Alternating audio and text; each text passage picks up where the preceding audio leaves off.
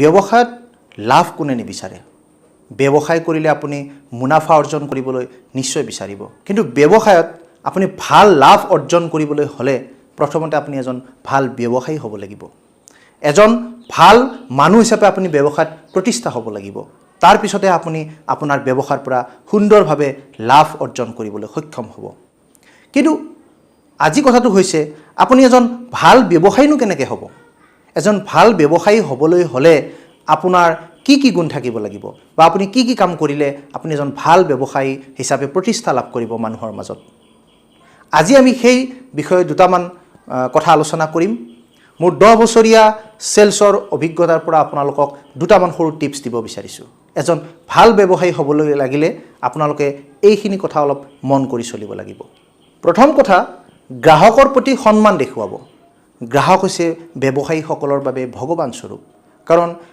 এটা ব্যৱসায়ত যদি গ্ৰাহক নাথাকে তেন্তে সেই ব্যৱসায়ীজন কেতিয়াও ব্যৱসায়ত সফল হ'ব নোৱাৰিব গতিকে ব্যৱসায়ৰ মূলতে হৈছে গ্ৰাহক এই গ্ৰাহকসকলক আপুনি ভগৱানৰ দৰে জ্ঞান কৰিব লাগিব অৰ্থাৎ মই এইটো কোৱা নাই যে তেওঁলোকক গ্ৰাহকসকলে যি বিচাৰিব আপুনি তাকেই কৰিব সেইটো অৰ্থাৎ কোৱা নাই আপোনালোকে ব্যৱসায়ত ন্যায্য পদ্ধতিত যিমানখিনি পাৰে গ্ৰাহকক সন্মান প্ৰদৰ্শন কৰিব লাগিব এজন গ্ৰাহক যেতিয়া আপোনাৰ ওচৰলৈ আহিব তেতিয়ালে আপুনি সেই গ্ৰাহকজনক পাৰ্যমানে সন্মান যিটো দিব লাগে সেইটো আপুনি দিব কেতিয়াও আওকাণ নকৰিব সৰু ডাঙৰ বুলি গ্ৰাহকৰ কোনো বিচাৰ নকৰাকৈ আপুনি প্ৰত্যেকজন গ্ৰাহককে সমান চকুৰে চাব আৰু সমান দৃষ্টি দেখুৱাব আপুনি হয়তো কেতিয়াবা কোনোবাজন গ্ৰাহকক বেছিকৈ সময় দিবলগীয়া হ'ব পাৰে কোনোবাজন গ্ৰাহকক সময় দিব নোৱাৰিব পাৰে কিন্তু সন্মান প্ৰদৰ্শন কৰোঁতে আপুনি যাতে তেওঁলোকৰ আত্মসন্মানত কেতিয়াও আঘাত নকৰে দ্বিতীয়তে কথাটো হৈছে গ্ৰাহকৰ লগত কেতিয়াও আপুনি তৰ্ক নকৰিব আপোনাৰ যদি কেনেবাকৈ ভুল হৈছে সেই ভুলটো আপুনি লগে লগে স্বীকাৰ কৰি লওক কোনো চৰ্ত নৰাখকৈ আপুনি স্বীকাৰ কৰি লওক আৰু এই কাৰ্যৰ দ্বাৰা গ্ৰাহকৰ মনত আপোনাৰ প্ৰতি সন্মান বাঢ়িব আৰু যেতিয়াই আপোনাৰ প্ৰতি সন্মান বাঢ়িব তেতিয়াই আপুনি ব্যৱসায়ত প্ৰতিষ্ঠা লাভ কৰিবলৈ সক্ষম হ'ব এই কথাটো মই আপোনালোকক মোৰ নিজৰ অভিজ্ঞতাৰ পৰা ক'ব বিচাৰিছো মই আজি 5 বছৰ আগত যেতিয়া মই তেজপুৰ চহৰত চাকৰি কৰি আছিলোঁ তেতিয়া মই প্ৰতিদিনে দুপৰীয়া এখন হোটেলত খাবলৈ গৈছিলোঁ আৰু সেই হোটেলখন প্ৰায় 1 মাহ মান হৈছে খুলিবলৈ আৰু মই যিদিনা প্ৰথম গৈছিলোঁ হোটেলখনলৈ সেইদিনা মই তেওঁলোকৰ ৱালত কিছুমান মেনু লিখা আছিলে দামবিলাক লিখা আছিলে কোনটো খাদ্যৰ কি দাম এইবোৰ লিখা আছিল আৰু মই হেয়া চাই মই খাদ্যৰ অৰ্ডাৰ কৰিছিলোঁ আৰু মই সেই সময়ত মোৰ যেহেতু স্যালাৰি কম আছিলে মোৰ দৰমহা উপাৰ্জন কম আছিলে গতিকে মই প্ৰতিটো টকাৰ খুব সুন্দৰকৈ সৎব্যৱহাৰ কৰিবলৈ চেষ্টা কৰিছিলোঁ অৱশ্যে মই খাদ্য খাই যেতিয়া মই কাউণ্টাৰত বিল দিব যাওঁ তেতিয়া কাউণ্টাৰৰ পৰা এখন বিল দিছিলে যিটো মোৰ হিচাপত অৰ্থাৎ মেনুত লিখা হিচাপতকৈ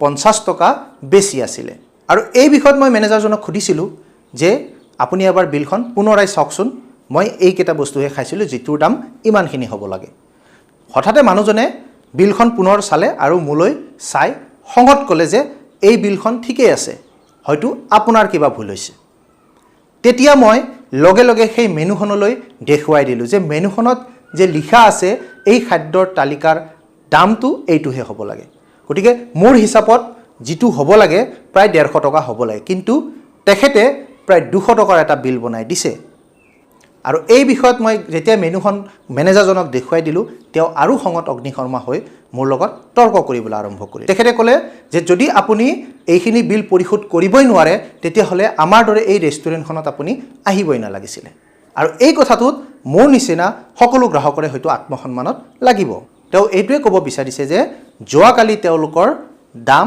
বৃদ্ধি পাইছে কিন্তু সেই খাদ্য তালিকাখনৰ বৃদ্ধিৰ দামটো তেওঁলোকে তালিকাখনত লিখি দিয়া নাই আৰু এই কথাটো মই কওঁতে তেওঁ খঙত অগ্নিশৰ্মা হৈ গ'ল যে আপুনি যদি দাম বঢ়াইছে তেনেহ'লে আপুনি তালিকাখনতো এইটো শুধৰণি কৰিব লাগিছিলে কিন্তু মেনেজাৰজনে মোৰ কথা নুশুনিলে আৰু নুশুনি পেলাই উলটাই মোৰ লগতহে তৰ্কত লিপ্ত হ'বলৈ ধৰিলে আৰু মই তেতিয়া নিজকে সহজ যেন অনুভৱ নকৰি তেতিয়া লগে লগে মই তেওঁ বিচৰাখিনি পইচাখিনি মই দি তাৰ পৰা উলটি আহিলোঁ ওলাই অহা সময়তে মই সিদ্ধান্ত লৈছোঁ যে মই ভৱিষ্যতে আৰু কোনোদিনে সেইখন ৰেষ্টুৰেণ্টলৈ খাবলৈ নাযাম গতিকে এইটোৰ পৰা এটা কথা ধৰিব পাৰি যে সেই ৰেষ্টুৰেণ্টখনৰ কৰ্মচাৰী বা মেনেজাৰজনৰ যি ব্যৱহাৰ গ্ৰাহকৰ প্ৰতি যিটো ব্যৱহাৰ তেওঁলোকে সেই ব্যৱহাৰত গুৰুত্ব নিদিয়ে কিন্তু মই তেজপুৰত 2 বছৰ আছিলোঁ আৰু 2 বছৰত প্ৰতিদিনে মই দুপৰীয়া প্ৰায় 150 পৰা 200 টকাৰ আহাৰ গ্ৰহণ কৰিবলগীয়া হৈছিলে আৰু এই গোটেইখিনি আহাৰ হয়তো তেওঁলোকৰ তাতে গ'লোহেঁতেন, কিন্তু তেওঁলোকৰ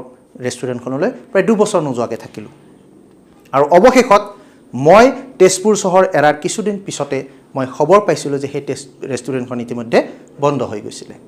গতিকে এই কথাটোৰ পৰা আমি এইটোৱে জানিব পাৰোঁ, এইটো মোৰ লগত ঘটা সঁচা অভিজ্ঞতাৰ পৰা আপোনালোকক ক'ব বিচাৰিছোঁ, গ্ৰাহকৰ লগত আপোনাৰ অযথা কেতিয়াও তৰ্ক নকৰিব।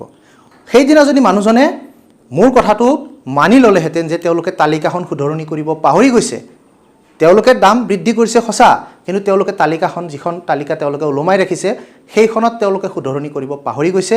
আৰু সেই কথাটো স্বীকাৰ কৰাহেঁতেন তেওঁৰ সেইদিনাখন হয়তো 50 টকা লছ হ'লেহেঁতেন, লোকচান হ'লেহেঁতেন, কিন্তু তেওঁ 2 বছৰলৈকে এজন গ্ৰাহক হেৰুৱাই পেলালে। ইয়াৰ ভিতৰত আৰু এটা কথা চিন্তা কৰিব, গ্ৰাহকৰ সৰু বৰ নাই। আপোনালোকৰ যেতিয়া ব্যৱসায় প্ৰতিষ্ঠানত কোনো গ্ৰাহক আহিব, সেই গ্ৰাহকসকলক সৰু আৰু ডাঙৰ দুটা ভাগত কেতিয়াও ভাগ নকৰিব। কাৰণ প্ৰত্যেকজন গ্ৰাহকে আপোনাৰ বাবে ডাঙৰ আৰু প্ৰত্যেকজন গ্ৰাহকে আপোনাৰ বাবে এজন ভগৱান স্বৰূপ। এদিন এবাৰ ডিপাৰ্টমেণ্টেল ষ্ট'ৰ এখনত মই গৈছিলোঁ আৰু তাত দেখিলোঁ এজন ছেলছমেনে এজন গ্ৰাহকৰ লগত তৰ্ক কৰি আছে। আৰু কিছু সময় পিছত গ্ৰাহকজনে খঙতে সেই ডিপাৰ্টমেণ্টেল ষ্ট'ৰখন ত্যাগ কৰি তেওঁ বাহিৰলৈ গুচি গ'ল। আৰু সেই ছেলছমেনজনে আন এজন ছেলছমেনক কৈ আছিলে যে 100-200 টকীয়া কাষ্টমাৰৰ কাৰণে তেওঁ ইমান মূৰ ঘমাই নাথাকে। অৰ্থাৎ যিজন কাষ্টমাৰ গুচি গ'ল তেওঁ হয়তো সৰু বস্তু এটা বিচাৰি আহিছিলে, যিটোৰ কাৰণে তেওঁলোকৰ মাজত কিবা কাজিয়া আৰম্ভ হ'ল। আৰু অৱশেষত এই ছেলছমেনজনে মই কোৱা শুনিছিলোঁ যে 200 বা 100 টকীয়া বস্তু এটাৰ কাৰণে তেওঁ গোটেই ডিপাৰ্টমেণ্টেল ষ্ট'ৰখন ঘূৰি ফুৰিব নোৱাৰে।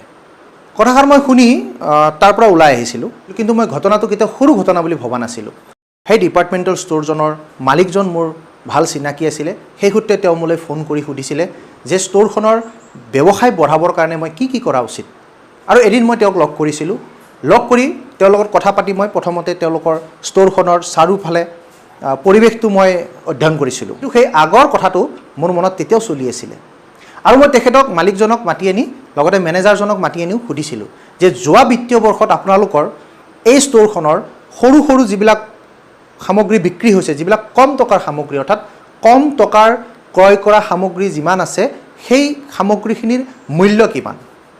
আৰু অৱশেষত মই চাই আচৰিত হৈ গৈছিলোঁ। তেওঁলোকে মোক এটা হিচাপ দিছিলে যে প্ৰতি মাহত তেওঁলোকৰ ষ্ট'ৰখনৰ প্ৰায় 40% সামগ্ৰী সেই সৰু সৰু গ্ৰাহকবিলাকেই কিনিছে। অৰ্থাৎ সৰু সৰু বস্তু ক্ৰয় কৰি তেওঁলোকৰ চেলৰ সৰ্বমুঠ বিক্ৰীৰ 40% শ্বেয়াৰ কৰিছে। এই সৰু সৰু কাষ্টমাৰবিলাকেই মূল যিটো বিক্ৰীৰ হাৰ, তাত কিন্তু এটা সাংঘাতিক ধৰণৰ অৰিহণা আগবঢ়াই থাকে। গতিকে গ্ৰাহক কেতিয়াও সৰু নহয়। আৰু মই তেওঁলোকক এই ডাটাটো তেওঁলোকৰ পৰা লোৱাৰ পিছতে মই মালিক আৰু মেনেজাৰ সেইদিনাৰ ঘটনাটো মই তেওঁলোকৰ ওচৰত ক'লোঁ। আৰু এইটোও ক'লোঁ যে আপোনালোকৰ ব্যৱহাৰ প্ৰতিগৰাকী গ্ৰাহকৰ বাবে সমান হোৱা উচিত। এজন গ্ৰাহকৰ লগত আপুনি কথা পাতোঁতে আনজন গ্ৰাহক কেতিয়াও এইটো অনুভৱ কৰিব নালাগে যে তেওঁ হয়তো মোতকৈ বেছি ডাঙৰ বস্তু বা বেছি দামৰ মূল্য দি কিনিব লগা হোৱা বস্তু কিনিব অহা কাৰণে তেওঁ হয়তো সেই সন্মানটো দিছে বা তেওঁক সেই গুৰুত্বটো দিছে। তেনেকুৱা যেন মনোভাৱ আপোনাৰ আহিবলৈ বা গ্ৰাহকৰ ক্ষেত্ৰত আহিবলৈ আপুনি কোনো ধৰণৰ সুযোগ নিদিয়ে। ইয়াৰ পিছত আপোনালোকক মেইন টিপছটো মই দিবলৈ বিচাৰিছোঁ, সেইটো হৈছে এজন গ্ৰাহকক 100জন গ্ৰাহক বনাওক।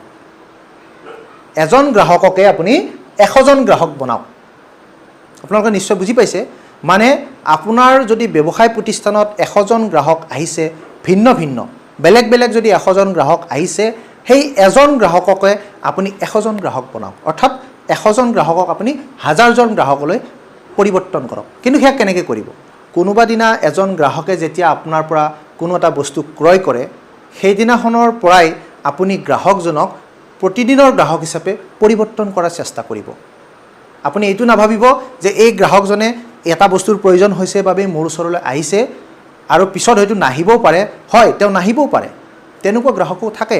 কিন্তু তেওঁক পুনৰ আহিবৰ কাৰণে আপুনিয়ে কিন্তু ব্যৱস্থা কৰিব লাগিব পুনৰ যাতে তেওঁ।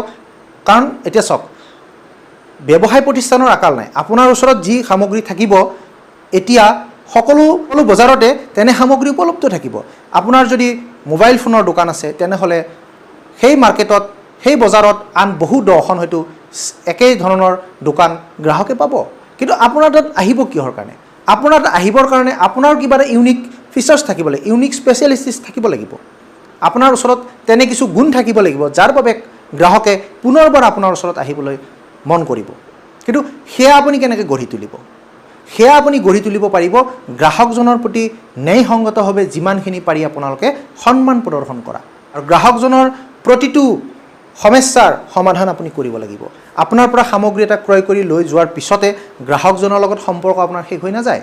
আপুনি গ্ৰাহকজনক বস্তু এটা বিক্ৰী কৰিলে আৰু আপোনাৰ এটা মুনাফা আহি গ'ল, গতিকে তাতে আপোনাৰ সকলো শেষ নহয়, তাৰ পৰা আৰম্ভহে হয়। গ্ৰাহকজনে যেতিয়া আপোনাৰ পৰা এটা বস্তু কিনিব, যিকোনো এটা সামগ্ৰী ক্ৰয় কৰিব, তেতিয়াৰ পৰা গ্ৰাহকজনৰ লগত আপোনাৰ সম্পৰ্ক তেতিয়াৰ পৰা আৰম্ভহে হ'ব। সেই গ্ৰাহকজনৰ লগত আপুনি মাজে মাজে কণ্টেক্টত থাকিব লাগিব। তেওঁ সামগ্ৰীবিধ নিয়াৰ পিছত কিবা অসুবিধা পাইছে নেকি, আপোনাৰ পৰা যদি সামান্য এটা ফোন কলো যায়, সেই গ্ৰাহকজনৰ মনত উদয় হ'ব যে মানুহজন সঁচাকৈয়ে যদিও ব্যৱসায় কৰিছে, ব্যৱসায়টো জানিছে যে ব্যৱসায় হিচাপে আপোনাৰ পৰা মুনাফা লৈছে, কিন্তু তথাপিও ব্যৱসায়ীজনে আপোনাক ফোন কৰি সুধিছে যে আপোনাৰ সেই বস্তুটো কামত আহিছেনে নাই, বা আপুনি যিটো মূল্য দিছে তাৰ তেওঁৰ উপকাৰ হৈছেনে নাই। যদি এই বস্তুটো আপুনি খবৰ ৰাখে, এটা মেছেজ হওক, এটা ফোন কৰি হওক, বা কেতিয়াবা লগ পাই সুধিলেই হওক, আপুনি যদি সেই কামটো কৰে, তেতিয়াহ'লে গ্ৰাহকজনৰ মনত এটা মানৱীয়তা গুণ তেওঁৰ অনুভৱ কৰিব, আৰু এই মানৱীয়তা গুণটোৱে আপোনাক ব্যৱসায়ত এজন ভাল মানুহ হিচাপে প্ৰতিষ্ঠা কৰিব। তেওঁ হয়তো 10জন তেনেকুৱা একেই সামগ্ৰী বিক্ৰেতা পাইছে, কিন্তু তাৰ মাজত আপোনাক কিছু তেওঁ বেলেগ স্থান দিব, যাৰ কাৰণে তেওঁ যিকোনো সামগ্ৰী যদি আপোনাৰ তাত উপলব্ধ যিকোনো সামগ্ৰী তেওঁ কিনিবলগীয়া হ'লে, ক্ৰয় কৰিবলগীয়া হ'লে প্ৰথমে আপোনাৰ ওচৰতে আহিব। কাৰণ কিয়? আপোনাৰ ওচৰত সেই হস্পিটেলিটিটো পাইছে বা সেই গুৰুত্বটো পাইছে, যিটো গুৰুত্ব আপুনি অলৰেডি ইতিমধ্যে দি ৰাখিছে। গতিকে তেনেদৰে এজন কাষ্টমাৰক পুনৰবাৰ আপোনাৰ প্ৰতিষ্ঠানলৈ অহাৰ বাবে আপুনি যি ব্যৱস্থা কৰিব, সেয়াই হৈছে এজন গ্ৰাহককে 100জন গ্ৰাহক বনাওক। অৰ্থাৎ আপোনাৰ তাত যিমান গ্ৰাহক আহিব, সেই গ্ৰাহকজন পুনৰ অহাৰ ব্যৱস্থাটো আপুনি কৰাৰ পিছত 100জন গ্ৰাহক 1000জনলৈ ৰূপান্তৰ হ'ব। তেনেদৰে আপোনাৰ ব্যৱসায়ৰ আপোনাৰ মুনাফা বা লাভৰ ক্ষেত্ৰত আপুনি আগবাঢ়ি যাব পাৰিব। কিন্তু আপুনি কেতিয়াও ব্যৱসায় একেদিনাই আপুনি মুনাফা বা বহুত গ্ৰাহক পাম বুলি আপুনি ভাবিব নোৱাৰে, কাৰণ ব্যৱসায়টো এনেকুৱা এটা বস্তু য'ত আপোনাৰ সম্পৰ্কৰ পৰাই ব্যৱসায় হ'ব লাগে। সম্পৰ্ক যদি আপোনাৰ ভাল নহয়, আপুনি ব্যৱসায় কেতিয়াও কৰিব নোৱাৰে। কাৰণ আপুনি অচিনাকি মানুহক কিমান বস্তু বিক্ৰী কৰিব? অচিনাকি মানুহে আপোনাৰ পৰা 5% বস্তু, যিবিলাক আপোনাৰ সৰ্বমুঠ গ্ৰাহক আছে, সেই সৰ্বমুঠ গ্ৰাহকৰ আপোনাৰ 5%হে আপোনাৰ অচিনাকি গ্ৰাহক আহিব। বাকী 95% গ্ৰাহকেই আপোনাৰ এনেকুৱা হ'ব, হয় আপোনাক ব্যক্তিগতভাৱে জানে, নহয় আপোনাৰ প্ৰতিষ্ঠানক ভালদৰে জানে, অথবা আপোনাৰ পৰা ইতিমধ্যে তেওঁ কোনো সামগ্ৰী কিনি গৈ তেওঁ উপকৃত হৈছে বা তেওঁ সন্তুষ্টি লাভ কৰিছে, সেইবাবে তেওঁ পুনৰবাৰ আহিছে। গতিকে এই কথাকেইটা আপোনালোকে মন কৰিব, ব্যৱসায়ত লাভ অৰ্জন কৰাৰ আগতে আপুনি এজন ভাল ব্যৱসায়ী হৈ লওক। আপুনি এজন ভাল ব্যৱসায়ী হিচাপে প্ৰতিষ্ঠা লাভ কৰিব নোৱাৰিলে আপুনি ব্যৱসায়ৰ পৰা ভাল মুনাফা কেনেকৈ বিচাৰিব?